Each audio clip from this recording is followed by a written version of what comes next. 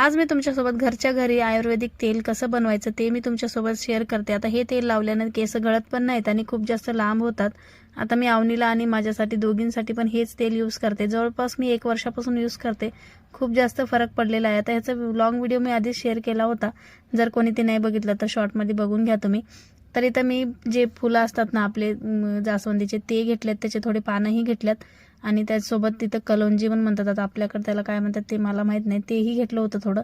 सगळं सेम क्वांटिटीमध्ये घ्यायचं। थोडंसं जवस घ्यायचं आणि थोडेसे मेथ्या घ्यायचे आणि त्यासोबत थोडेसे कांदे पण टाकायचं, कढीपत्ता टाकायचं आणि ॲलोवेरा आणि थोडंसं आवळा असेल तर आवळाही टाकून घ्या तुम्ही।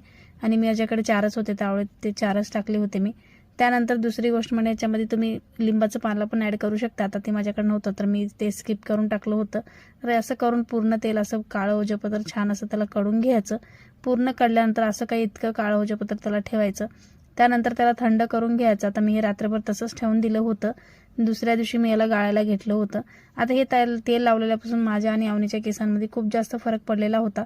तुम्ही पण एकदा नक्की ट्राय करून बघा आणि आवडला असलं तर लाईक, शेअर, सबस्क्राईब करायला विसरू नका। Thank you so much for watching my video. आणि काही डाऊट असेल तर नक्की कमेंट करून विचारा, मी नक्की तुम्हाला रिप्लाय